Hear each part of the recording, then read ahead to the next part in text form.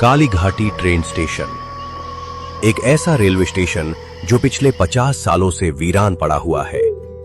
गांव के बुजुर्ग बताते हैं कि बीते 50 सालों से हर अमावस्या की रात ठीक रात के 12 बजे इस सुनसान स्टेशन की दिशा से शादी के नगारों जैसी रहस्यमयी आवाजें सुनाई देती हैं। लेकिन सबसे डरावनी बात यह है कि उस रात के बाद गांव की एक कुंवारी लड़की हमेशा के लिए गायब हो जाती है। आज फिर वही खौफनाक दिन लौट आया था। काली अमावस्या की रात पूरा गांव डर और बेचैनी में डूबा हुआ था। लोग छोटे छोटे झुंड बनाकर आपस में धीमी आवाज में बातें कर रहे थे, क्योंकि सबको पता था कि आज की रात फिर कुछ अनहोनी हो सकती है। अरे गणेश, आज फिर वही काली अमावस्या की रात आ गई है। कहते हैं आज की रात काली घाटी ट्रेन स्टेशन की तरफ से वो भूतिया बारात फिर निकलती है, और इस बार पता नहीं हमारे गांव में किसकी बारी आने वाली है। हाँ मोहन, आज फिर वही मनहूस काली अमावस्या की रात लौट आई है। हर बार की तरह आज भी डर लग रहा है। पता नहीं इस बार किस घर की बेटी या किसकी बहन इस गांव से अचानक गायब हो जाएगी। भगवान करे आज की रात बिना किसी अनहोनी के गुजर जाए। काका, आप बिल्कुल चिंता मत कीजिए। आज मैंने गांव के सभी मंदिरों में पुजारियों को बैठा दिया है। पूजा पाठ भी शुरू हो चुका है। देखता हूं आज कैसे वो भूतिया बारात हमारे गांव की सीमा में कदम रखती है। उस रात पूरे गांव में एक अजीब सा सन्नाटा पसरा हुआ था। हर अमावस्या की तरह आज भी लोगों के दिलों में डर बैठा हुआ था। लेकिन इस बार गांव वालों ने ठान लिया था कि कुछ न कुछ उपाय जरूर करेंगे। गांव के मंदिरों में विशेष पूजा करवाई जा रही थी, ताकि उस रहस्यमयी बारात को गांव में आने से रोका जा सके। लोग मंदिरों में जाकर भगवान से हाथ जोड़कर प्रार्थना कर रहे थे। धीरे धीरे समय बीतता गया और देखते ही देखते शाम ढल गई। अब गांव में चारों तरफ अंधेरा फैलने लगा था। रात के लगभग 8 बज चुके थे। उसी समय गांव की एक छोटी सी चाय की दुकान पर कुछ लोग बैठे आपस में इस डरावनी बात पर चर्चा कर रहे थे। काका, आज फिर रात के ठीक 12 बजे वो भूतिया बारात हमारे गांव में आने वाली है। लेकिन मुझे एक बात समझ नहीं आती, आखिर कब तक ये बारात हमारे गांव की कुंवारी लड़कियों को यूं ही उठाकर ले जाती रहेगी? क्या इसे रोकने का कोई रास्ता नहीं है? रघु ने गुस्से और बेचैनी से भरी आवाज में यह सवाल रमेश काका से पूछा। कुछ पल चुप रहने के बाद रमेश काका धीरे से बोले, बेटा, कोशिशें तो बहुत हुई थी उस भूतिया बारात को रोकने की, लेकिन इतना कहते ही रमेश काका अचानक चुप हो गए। उनके चेहरे पर डर साफ दिखाई दे रहा था। तभी रघु ने उत्सुकता से पूछा, लेकिन काका, आगे क्या हुआ था? जब गांव वाले उस बारात को रोकने गए थे तब क्या हुआ? रमेश काका ने एक गहरी सांस ली और धीमी आवाज में बोले, उस रात गांव के करीब 15-20 लोग उस भूतिया बारात को रोकने के लिए गए थे। उनमें मेरे पिता भी शामिल थे।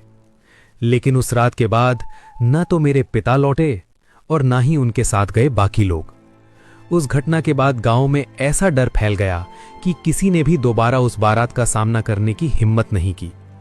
सबको समझ आ गया था कि जो भी उस बारात के सामने जाएगा वो शायद कभी वापस नहीं लौटेगा।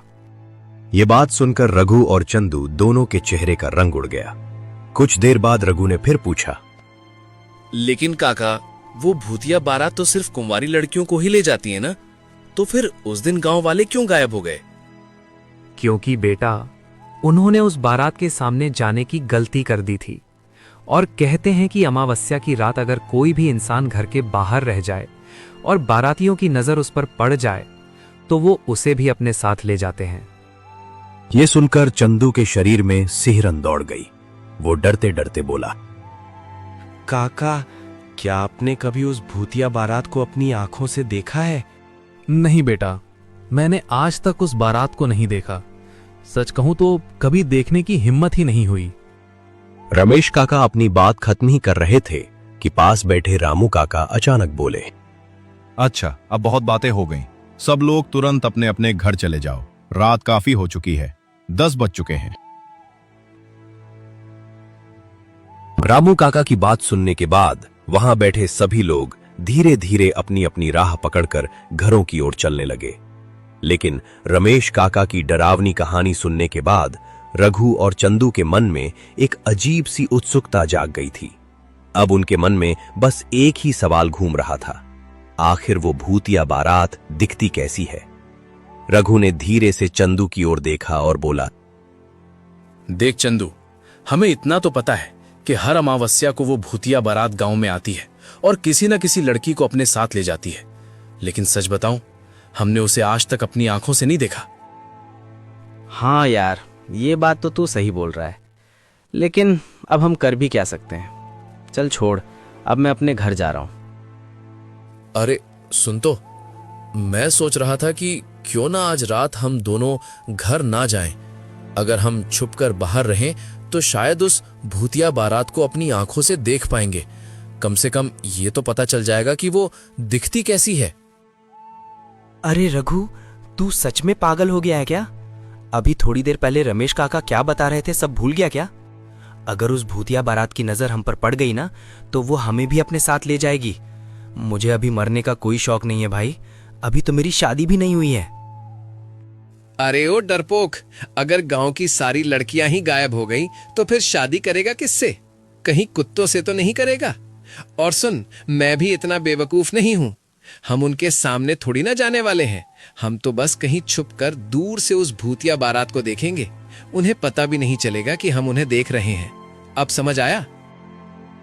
लेकिन अगर फिर भी उन्होंने हमें देख लिया तो? नहीं भाई, मुझे ये सब ठीक नहीं लग रहा। तूने सुना नहीं था, रमेश काका कह रहे थे कि अमावस्या की रात घर के बाहर नहीं रहना चाहिए। अरे चंदू, इतना डरपोक मत बन। हम किसी पेड़ या दीवार के पीछे छुप कर देखेंगे, वो भूतिया बारात हमें देख भी नहीं पाएगी। चल बस चुपचाप मेरे साथ। आखिरकार चंदू रघु की बातों में आ ही गया। दोनों चुपके से गांव से थोड़ा दूर निकल गए ताकि उस भूतिया बारात को देख सके। कुछ देर बाद उन्हें एक बड़ा पेड़ दिखाई दिया। दोनों उसी पेड़ के पीछे छुपकर बैठे।